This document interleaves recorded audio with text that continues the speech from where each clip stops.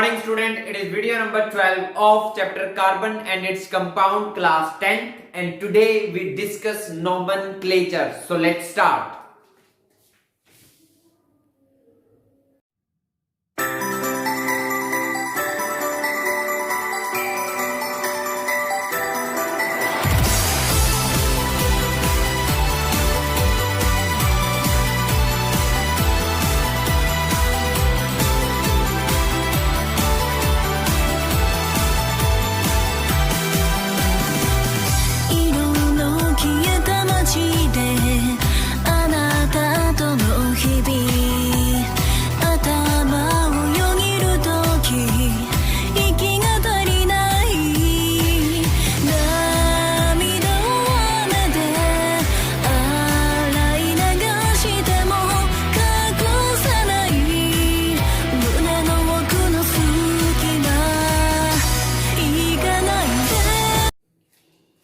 तो चलिए हम स्टार्ट करते हैं आज का टॉपिक नोमेनक्लेचर। नोमेनक्लेचर का मतलब क्या होता है?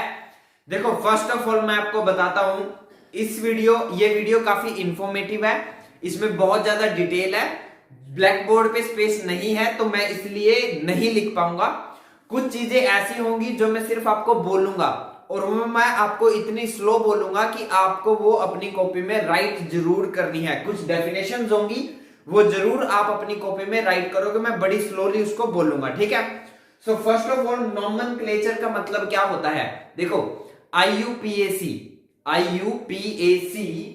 देखो मैं लिख देता हूं, आईयूपीएसी की फुल फॉर्म होती है international union of pure applied chemistry. International union of pure applied chemistry ने कुछ रूल सेट किए हैं किसके लिए? जो ऑर्गेनिक कंपाउंड होते हैं, जो कार्बन के कंपाउंड होते हैं, उनके नेम को डिसाइड करने के लिए, नेम को बनाने के लिए, कार्बन कंपाउंड्स या ऑर्गेनिक कंपाउंड के नेम्स को डिसाइड करने के लिए आईयूपीएसी ने कुछ रूल सेट किए हैं। उन्हीं रूल्स को हम डिस्कस करेंगे नोमेनक्लेचर के अंदर। हालांकि इस बार 2020-2021 के जो बैच में ये आपके सिलेबस से कट है, बट फिर भी मुझे ऐसा लग रहा है कि ये इंपॉर्टेंट है, एग्जाम में आ सकता है, और नहीं भी आएगा तो कुछ आगे टॉपिक ऐसे हैं जो शायद आपको इसके बिना ना समझ में, तो इसलिए मैं इसको कवर कर रहा हूं यहां पे। सो नोमेनक्लेचर, जब भी किसी ऑर्गेनिक कंपाउंड का नाम दिया जाता है, जैसे हम बोलते हैं methane, ethane, propane, alcohol, ethanol, butanol, propanol, hexanol, है ना, 2 मिथाइल प्रोपेनॉल, ऐसा कुछ नाम जब हम बोलते हैं तो एक्चुअली उस ऑर्गेनिक कंपाउंड के नाम में 4 पार्ट होते हैं, 1 2 3 4। क्या होते हैं? 1 2 3 4। अगर मैं इनका ऑर्डर सेट करता हूं तो पहले लिखा जाता है वर्ड रूट, फिर लिखा जाता है प्राइमरी सफिक्स, फिर लिखा जाता है सेकेंडरी सफिक्स, और फिर लिखा जाता है प्रेफिक्स। जी हाँ, थोड़ा ऑकवर्ड आपको लग रहा होगा, आप ये मत समझना कि प्रेफिक्स पहले नंबर में है तो पहले आप प्रेफिक्स लिखोगे, कभी भी पहले प्रेफिक्स नहीं लिखना है। सबसे पहले क्या लिखना है? वर्ड रूट, फिर क्या लिखना है? प्राइमरी सफिक्स, फिर क्या लिखना है? सेकेंडरी सफिक्स, फिर क्या लिखना है? प्रेफिक्स। और सबसे लिखते टाइम सबसे आगे होता है प्रेफिक्स, फिर उसके बाद होता है वर्ड रूट, फिर उसके बाद होता है प्राइमरी सफिक्स, फिर होता है सेकेंडरी सफिक्स। तो ये कैसे होते हैं? वर्ड रूट हम कैसे लिखते हैं? वर्ड रूट हम लिखते हैं कार्बन को देख के, कार्बन एटम को देख के हम लिखते हैं वर्ड रूट। यहां लिखा भी है नंबर ऑफ कार्बन एटम, जितने कार्बन एटम होंगे उतना ही वर्ड रूट होगा। जैसे एक कार्बन एटम हुआ तो मिथ वर्ड आएगा, ये देखो रूल लिखा हुआ है, number of carbon atom word root.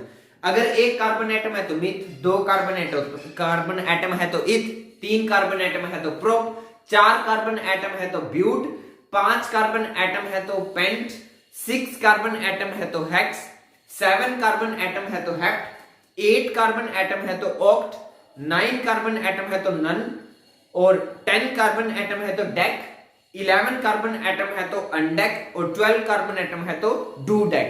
मैंने तो आपको 12 तक बताया है, बट मैक्सिमम एग्जाम में 5 या 6 कार्बन एटम तक ही आपके पास चेन आएगी। Is it clear? समझ में आया?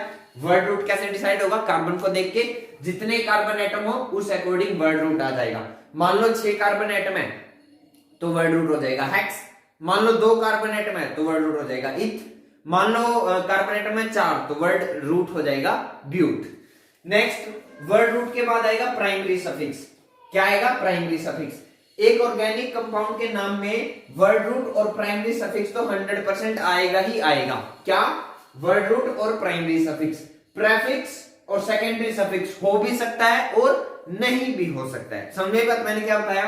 किसी भी ऑर्गेनिक कंपाउंड में, कार्बन कंपाउंड के नाम में वर्ड रूट और प्राइमरी सफिक्स तो 100% प्रेजेंट होगा। सेकेंडरी सफिक्स और प्रेफिक्स प्रेजेंट हो भी सकता है, नहीं भी हो सकता है। प्रेजेंट है तो ये दोनों आएंगे, नंबर 3 और 4, नहीं है तो नहीं आएंगे। तो प्राइमरी सफिक्स डिसाइड होगा अकॉर्डिंग टू बॉन्ड, बॉन्ड के अकॉर्डिंग। अगर कार्बन कार्बन में हर जगह पे सिंगल बॉन्ड है तो एन वर्ड आएगा, प्राइमरी सफिक्स क्या बन जाएगा? Ane, ANE।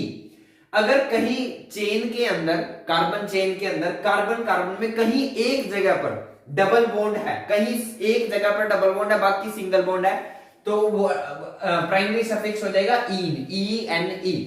अगर कहीं कार्बन चेन में, कार्बन कार्बन में ट्रिपल बॉन्ड है तो फिर प्राइमरी सफिक्स हो जाएगा आइन, स्पेलिंग होगी YNE। बहुत इंपॉर्टेंट है, ध्यान से समझना है।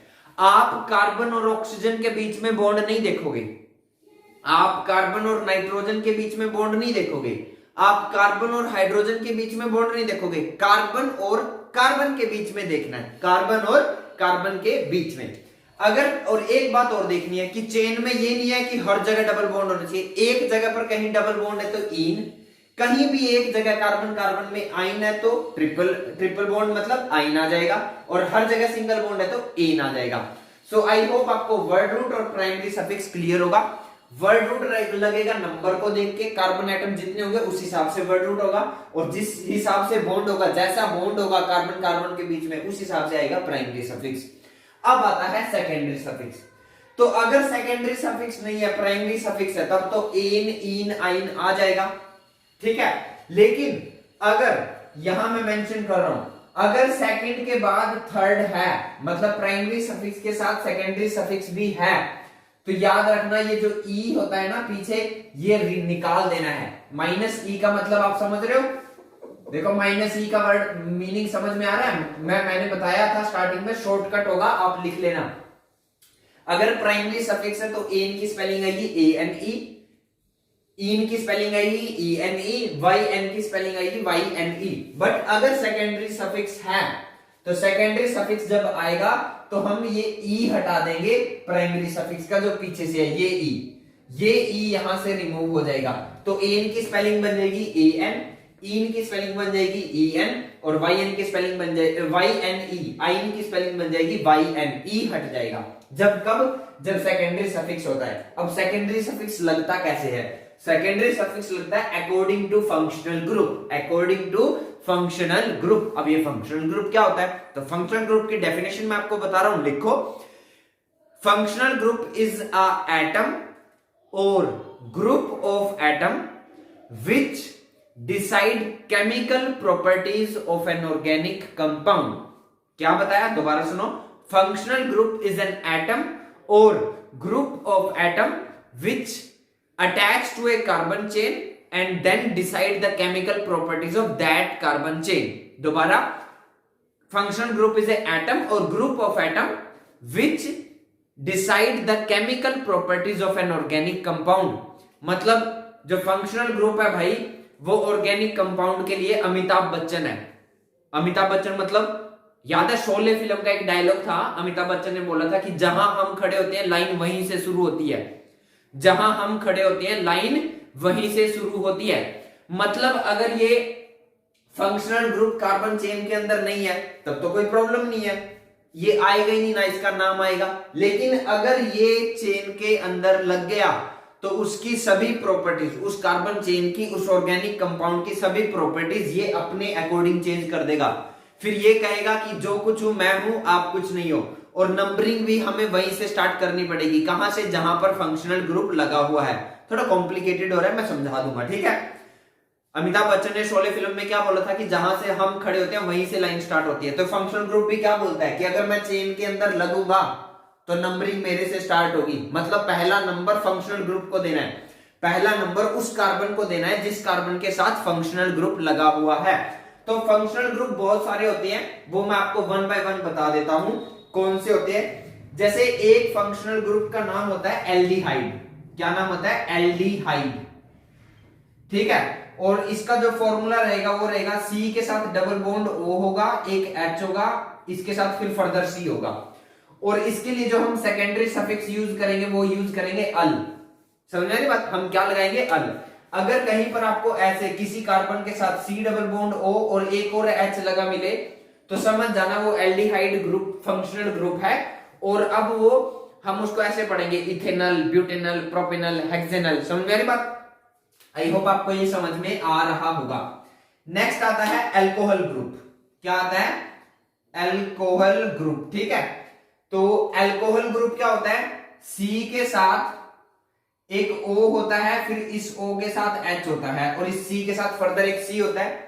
इसके लिए हम वर्ड लगाते हैं ओल। क्या लगाते हैं? ओल। जैसे इथेनॉल, ब्यूटेनॉल, प्रोपेनॉल, हेक्सेनॉल। समझ में आ रही है बात? अल्कोहल ग्रुप हो गया ये हमारा, अल्कोहल फंक्शनल ग्रुप हो गया। मान लो किसी इथेन में हाइड्रोजन हटके OH लग गया तो अब वो एल्केन नहीं रहा, वो क्या हो जाएगा? इथेनॉल, प्रोपेनॉल, ब्यूटेनॉल, मतलब वो अल्कोहल फैमिली बन जाएगी। समझ में आ रही बात? नेक्स्ट अगर हम बात करें तो नेक्स्ट है कार्बोक्सिलिक एसिड। क्या है? Carboxylic acid. कार्बोक्सिलिक एसिड का जो फार्मूला रहेगा वो रहेगा C डबल बॉन्ड O, फिर इसके साथ O, फिर इसके साथ H और ये फर्दर यहां कार्बन। इसके लिए जो हम सेकेंडरी सफिक्स यूज करेंगे वो होगा ओइक एसिड। क्या होगा? Oic acid. समझ में आ रही बात? क्या रहेगा? Oic acid. नेक्स्ट हमारे पास आता है, अगर कहीं C के साथ डबल बॉन्ड O लगा हुआ है तो उसको हम बोलेंगे कीटोन। क्या कहेंगे? कीटोन। और इसके लिए जो सेकेंडरी सफिक्स यूज होगा वो होगा ओन। क्या होगा? ओन। क्या होगा?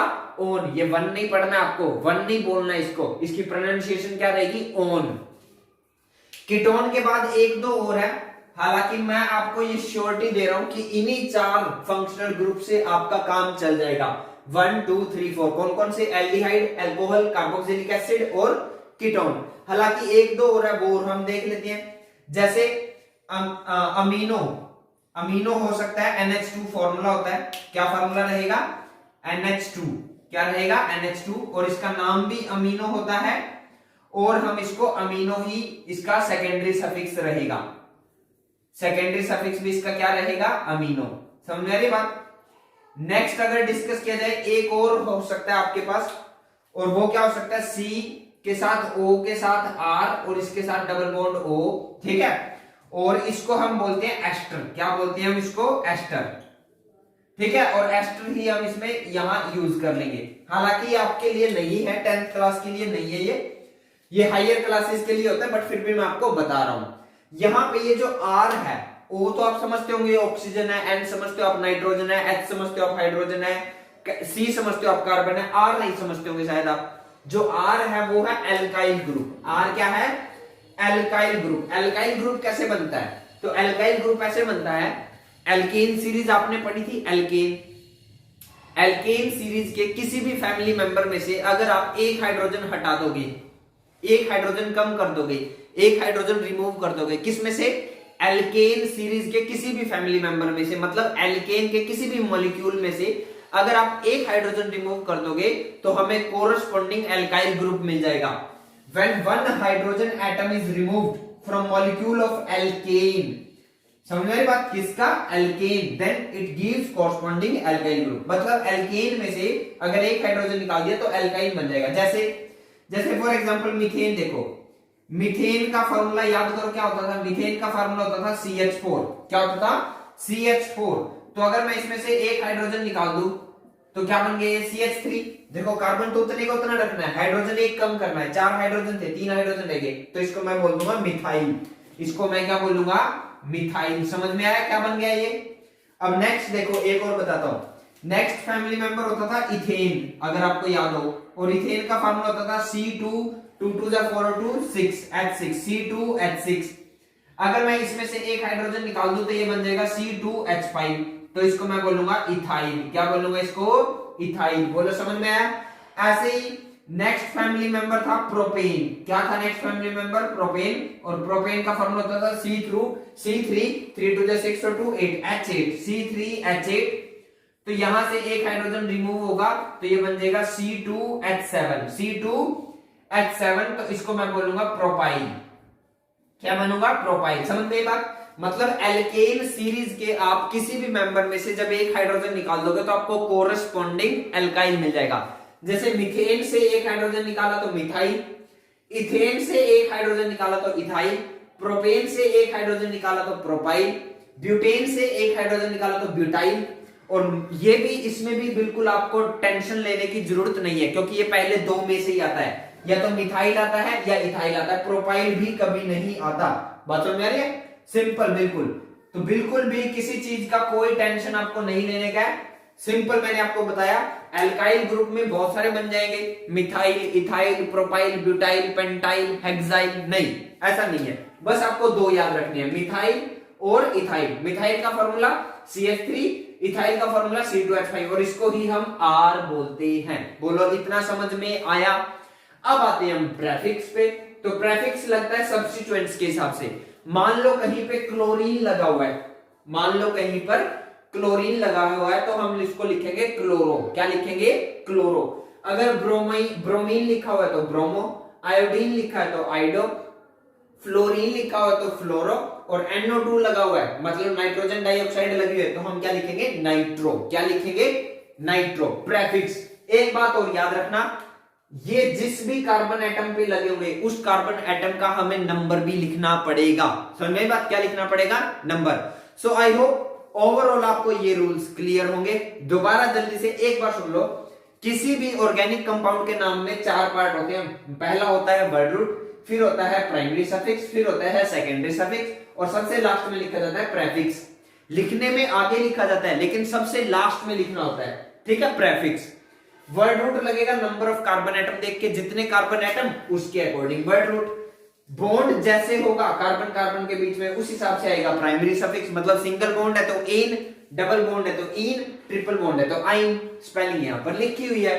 सेकेंडरी सफिक्स हो भी सकता है, नहीं भी हो सकता है। नहीं है तो प्रॉब्लम ही नहीं है। अगर है, अगर ये है तो वो इनमें से कोई एक होगा, और इनमें से ये जो 6 लिखे हैं ना, इनमें से भी पहले 4 में से कोई होगा।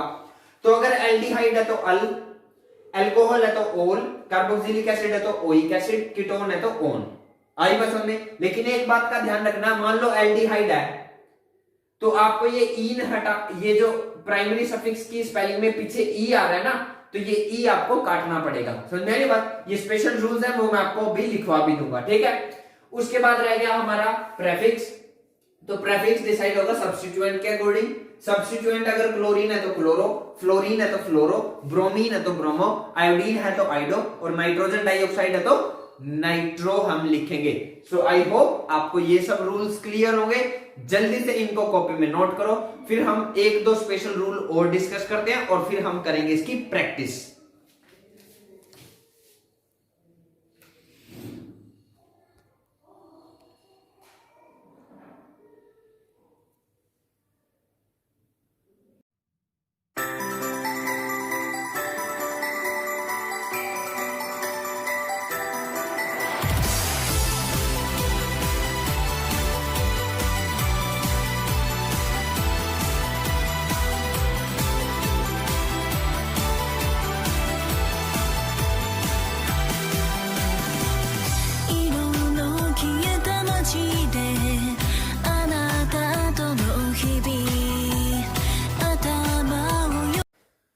तो चलिए हम जल्दी से कुछ स्पेशल रूल्स को भी डिस्कस कर लेते हैं। 6 स्पेशल रूल यहां पर मेंशन है। फर्स्ट स्पेशल रूल है कि जब भी आप कार्बन चेन को सिलेक्ट करोगे तो वो लॉन्गेस्ट कॉन्टिन्यूअस चेन होनी चाहिए। लॉन्गेस्ट कॉन्टिन्यूअस चेन होनी चाहिए। जब हम एक्सरसाइज करेंगे तब हम इसको समझेंगे। क्या होनी चाहिए? Select longest continuous chain of carbon atom. Carbon atom की सबसे लंबी कॉन्टिन्यूअस चेन सिलेक्ट करनी है, और उस चेन को हम बोलते हैं पेरेंट चेन। क्या बोलते हैं? पेरेंट चेन बोलते हैं। समझ में बात? इसके अंदर एक बात याद रखना, फंक्शनल ग्रुप अगर है तो वो इंक्लूड होना चाहिए, डबल या ट्रिपल बॉन्ड है तो वो भी इंक्लूड होना चाहिए। समझ में बात? नेक्स्ट आता है गिव लोवेस्ट नंबर।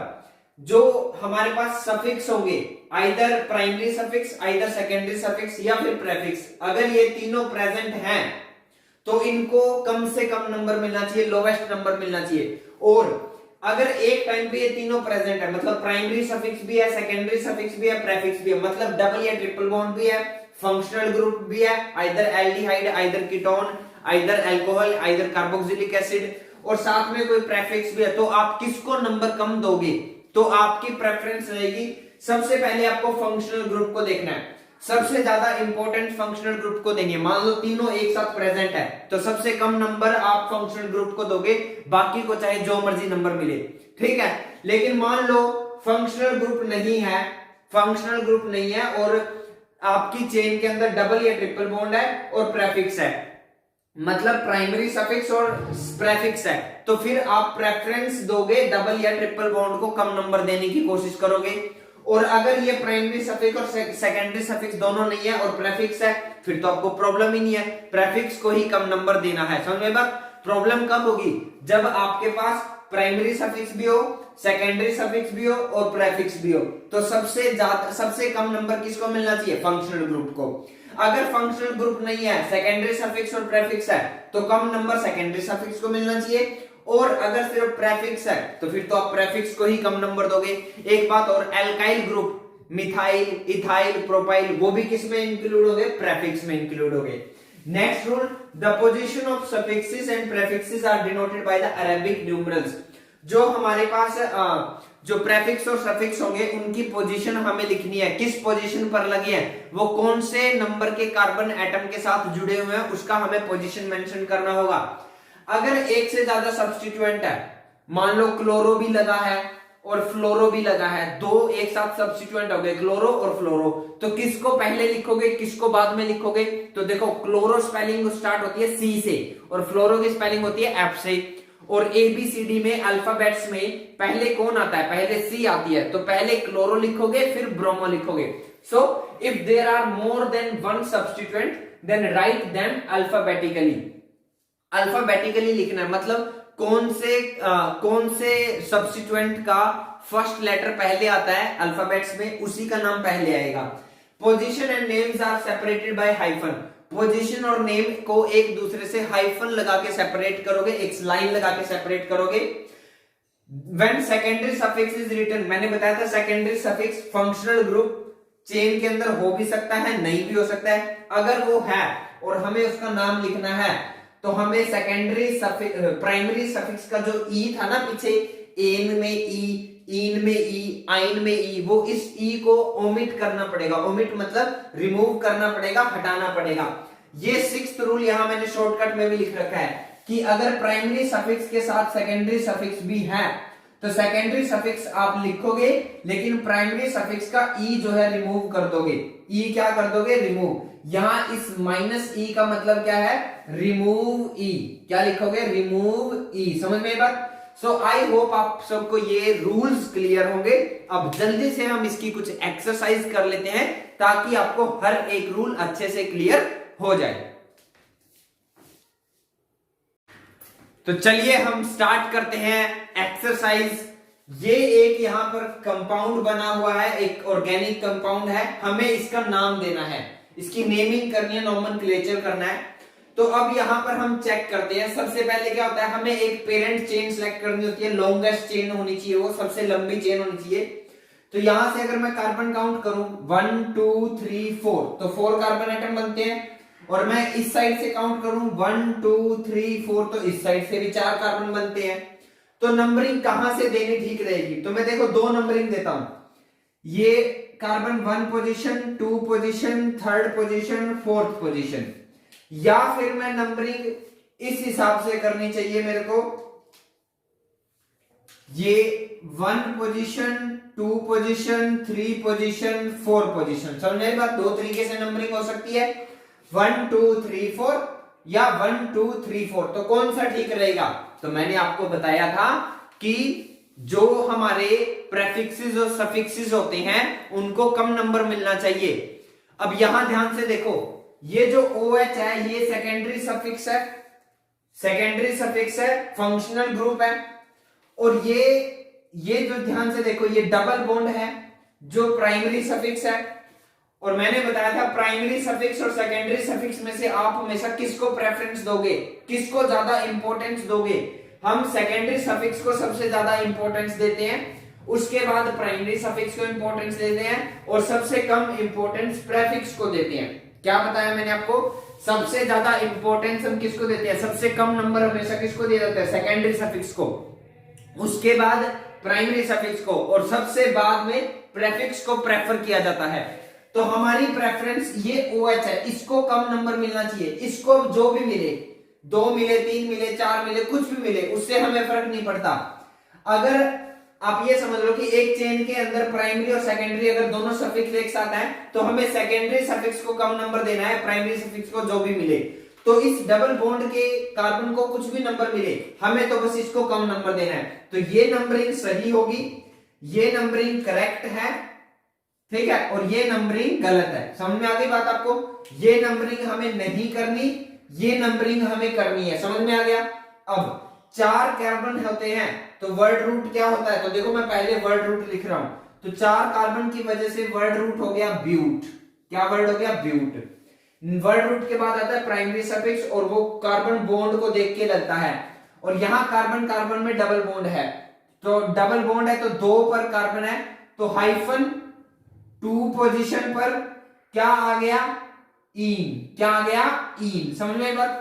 अब सेकेंडरी सफिक्स भी है, मैंने बताया था जब सेकेंडरी सफिक्स हो तो प्राइमरी सफिक्स का ई रिमूव हो जाता है, तो ये ई यहां से रिमूव करेंगे।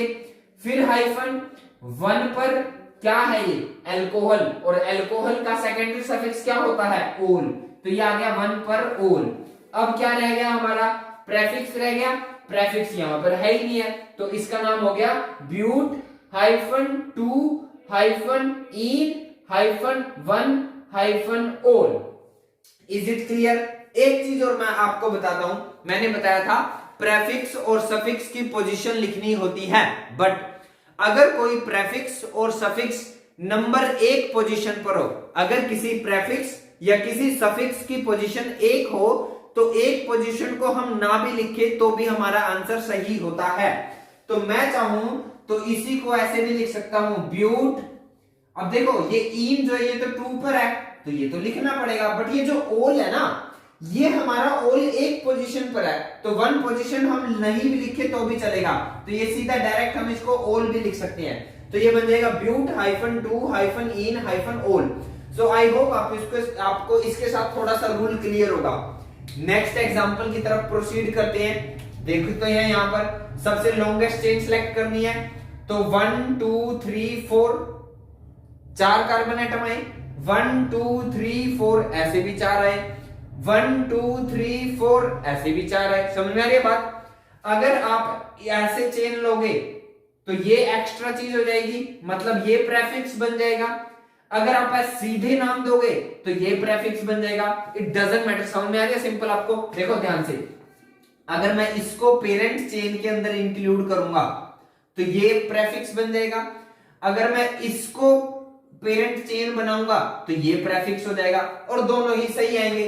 बट अब हमारा टारगेट क्या है, अब नंबरिंग हम कैसे दे सकते हैं, तो मैं नंबरिंग दे सकता हूं 1 2 3 4, या फिर मैं नंबरिंग कैसे कर सकता हूं, या फिर मैं नंबरिंग कर सकता हूं 1 2 3 4। तो बताओ कौन सी नंबरिंग सही रहेगी। अब इसमें ध्यान से देखो, इसमें यहां पर एक प्रेफिक्स है, ये भी प्रेफिक्स है, और ये सेकेंडरी सफिक्स है, तो किसको इंपॉर्टेंस देनी है, सेकेंडरी सफिक्स को इंपॉर्टेंस देनी है, प्रेफिक्स को छोड़ दो।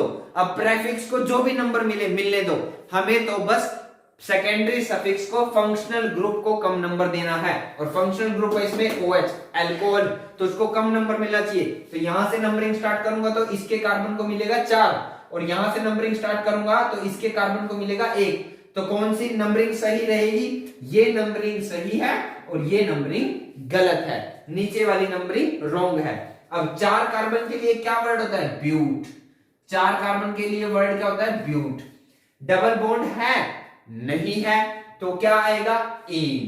तो ब्यूट एन, क्या आ गया, ब्यूट एन। समझ में आ रही बात। अब 1 पोजीशन पे क्या लगा हुआ है, ओल, तो हाइफन 1 हाइफन ओल। अब प्रेफिक्स, अब देखो इसमें 2 प्रेफिक्स है, 2 प्रेफिक्स कौन से है, ये है क्लोरो, ये क्या है, क्लोरो, और ये क्या है, मिथाइल। याद करो अल्काइल ग्रुप अभी अभी बताया था, है ना। तो अल्काइल का ये क्या है, मिथाइल, ये क्या है, मिथाइल। मिथाइल किससे स्टार्ट होता है, M से, क्लोरो किससे स्टार्ट होता है? सी से, और सी और एम में से अल्फाबेट्स में कौन पहले आता है? सी। तो इसलिए हम सी पहले लिखेंगे, तो ये बन जाएगा सी कितनी पोजीशन पे हुआ?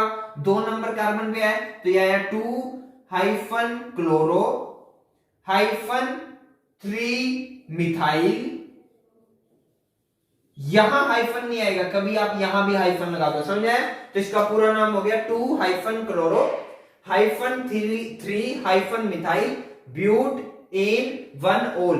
अब मैंने बताया था 1 पोजीशन आप लिखो या ना लिखो कोई फर्क नहीं पड़ता, तो हम चाहें तो इसका नाम ऐसे भी लिख सकते हैं 2 hyphen chloro hyphen 3 hyphen methyl but en ol. I hope आप इसके साथ आपको कुछ ना कुछ रूल्स क्लियर होंगे। जल्दी से इसको कॉपी में नोट करो, फिर हम नेक्स्ट कुछ और एक्सरसाइज डिस्कस करते हैं। तो चलिए हम स्टार्ट करते हैं नेक्स्ट कुछ एक्सरसाइज के साथ। यहां पर एक कंपाउंड बना हुआ है, तो यहां पर आप ध्यान से देखो C डबल बॉन्ड OH लगा हुआ है, यानी ये एल्डिहाइड ग्रुप है। जनरली बच्चों को अल्कोहल और एल्डिहाइड ग्रुप की पहचान नहीं हो पाती है फंक्शनल ग्रुप की। तो अभी आपने प्रीवियस एग्जांपल देखा था, एग्जांपल नंबर 1, एक्सरसाइज नंबर 1, वहां पे O और H एक साथ था, लगातार था, पहले O था फिर H था। यहां पे डिफरेंट है, यहां डबल बॉन्ड O फिर H लगा हुआ है, समझ में आ रही बात आपको? तो ये डिफरेंस है, ये एल्डिहाइड ग्रुप है, समझ में आ रही बात? क्या एल्डिहाइड ग्रुप, साथ में ये क्या है? ये प्रेफिक्स है, तो प्रेफिक्स भी है, सेकेंडरी सफिक्स भी है, प्राइमरी सफिक्स एन है, तो किसको प्रेफरेंस दोगे? सेकेंडरी सफिक्स को प्रेफरेंस दोगे, तो सेकेंडरी सफिक्स के कार्बन को कम नंबर मिलना चाहिए, तो यानी हम नंबरिंग यहां से स्टार्ट करेंगे। तो ये हो गया carbon number 1, carbon number 2, carbon number 3, carbon number 4, और ये हो जाएगा प्रेफिक्स। तो 4 कार्बन के लिए क्या वर्ड होता है? ब्यूट। सिंगल बॉन्ड है तो एन, क्योंकि सेकेंडरी सफिक्स आएगा तो इसलिए प्राइमरी सफिक्स का एन वर्ड का ई नहीं आएगा, समझ रहे बात? यहां पर ई नहीं आएगा। और हाइफन 1 पर क्या है? अल। 1 पर क्या है? अल। और 3 पर क्या है? 3 हाइफन मिथाइल, 3 हाइफन मिथाइल। तो इसका नाम क्या बन गया? 3 hyphen methyl but en hyphen 1 hyphen al. फिर से वही बात कि 1 पोजीशन को आप लिखो या ना लिखो कोई फर्क नहीं पड़ता, तो हम इसको लिख सकते हैं 3 hyphen methyl but an al. Next आते हैं यहां पर। अब यहां पर ये लिखा है, ये जो लगा हुआ है ये है कार्बोक्सिलिक एसिड और ये है प्रेफिक्स क्लोरो, तो किसको प्रेफरेंस देनी है? यस, सेकेंडरी सफिक्स को, कार्बोक्सिलिक एसिड को, फंक्शनल ग्रुप को। तो ये 1 position, second position, third position, fourth position, fifth position. 5 carbon के लिए क्या नाम होता है? 5 कार्बन के लिए नाम होता है पेंट। सिंगल बॉन्ड है तो एन, क्योंकि सेकेंडरी सफिक्स आएगा, जब सेकेंडरी सफिक्स आता है तो प्राइमरी सफिक्स का ई नहीं आता है, इसलिए मैंने एन की स्पेलिंग सिर्फ ए एन लिखी है, ई नहीं है। इसके लिए क्या वर्ड रूट क्या सेकेंडरी सफिक्स होता है इसके लिए? Oic acid. कितने पे है? 1 पर। 1 को या मैं लिखूं या ना लिखूं कोई फर्क नहीं पड़ता, तो ये हो गया pent an oic acid, pent an oic acid. और 4 के कार्बन पे क्या लगा है? क्लोरो, तो 4 hyphen chloro pent an oic acid. I hope आपको ये 2 एक्सरसाइज भी क्लियर होंगी। जल्दी से कॉपी में नोट करो, फिर हम नेक्स्ट कुछ एक्सरसाइज और डिस्कस करते हैं।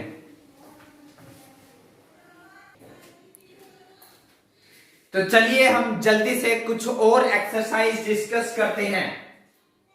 ये इसको देखिए, यहां पर मैं चाहूं तो इसकी नंबरिंग सीधी कर सकता हूं 1 2 3, या ऐसे भी कर सकता हूं 1 2 3, तो ये क्या बन जाएगा? प्रेफिक्स। या मैं ऐसे भी कर सकता हूं 1 2 3, तो ये प्रेफिक्स हो जाएगा। या मैं ऐसे कर सकता हूं 1 2 3, तब ये प्रेफिक्स हो जाएगा। या 1 2 3 तब ये प्रेफिक्स हो जाएगा, या 1 2 3 ये प्रेफिक्स हो जाएगा। मतलब इस कंपाउंड का आप कैसे भी नंबरिंग कीजिए। अब ये जो एक्स्ट्रा चीज है, अगर आप यहां से नंबरिंग करोगे तब भी इस कार्बन को 2 नंबर मिलेगा। देखो 1 2 3, तब भी इस कार्बन को 2 नंबर मिला। और यहां से स्टार्ट करते हो 1 2 3, तब भी इस कार्बन को कितना मिला? 2 नंबर। तो कहीं से भी कीजिए 2 ही नंबर आएगा। तो तो इसलिए 3 कार्बन के लिए वर्ड रूट क्या होता है? प्रोप। सिंगल बॉन्ड है तो एन। अब देखो यहां सेकेंडरी सफिक्स नहीं है, कोई फंक्शनल ग्रुप नहीं है। अब तक हमने जो 4 एक्सरसाइज किए हैं उन सब में फंक्शनल ग्रुप था, फंक्शनल ग्रुप तो था, इस वजह से प्राइमरी सफिक्स की हम स्पेलिंग में ई नहीं लिख रहे थे। लेकिन अब यहां इस ग्रुप में, इस कंपाउंड में फंक्शनल ग्रुप नहीं है, मतलब सेकेंडरी सफिक्स नहीं है। सेकेंडरी सफिक्स नहीं है तो हम प्राइमरी सफिक्स की फुल स्पेलिंग लिखेंगे ANE। और 2 पर क्या लगा है? मिथाइल, तो 2-मिथाइल प्रोप एन। अब इस पर आते हैं, अब कैसे भी नंबरिंग कर लो, 1 2 3 तब भी इसको 2 नंबर, 1 2 3 तब भी इसको 2 नंबर, 1 2 3 तब भी इसको 2 नंबर, 1 2 3 तब भी इसको 2 नंबर। तो इसका नाम आ जाएगा 3 के लिए prop, single bond ane, functional group यहां भी नहीं है तो इसलिए फुल स्पेलिंग आएगी ANE। और नंबर 2 पर 2 टाइम्स मिथाइल लिखा हुआ है तो हम लिखेंगे इसको 2,2-डाई प्रोप एन। अब इस पर आते हैं। अब यहां देखो, यहां थोड़ा और कुछ आपको अलग सीखने को मिलेगा। यहां पर डबल बॉन्ड भी है, मतलब प्राइमरी सफिक्स भी है, और मिथाइल मतलब प्रेफिक्स भी है। तो इसमें प्रेफिक्स सफिक्स है, प्राइमरी प्रेफिक्स है, सेकेंडरी सफिक्स नहीं है। अब आप किसको इंपॉर्टेंस दोगे? जब चेन के अंदर सेकेंडरी सफिक्स होता था, फंक्शनल ग्रुप होता था, तब तो आप उसको कम नंबर देते थे। अब ये तो है नहीं, ये है और ये है, तो इनमें से आप किसको कम नंबर दोगे? इसको। प्राइमरी सफिक्स को इंपॉर्टेंस दोगे, अब इसको इंपॉर्टेंस नहीं दोगे।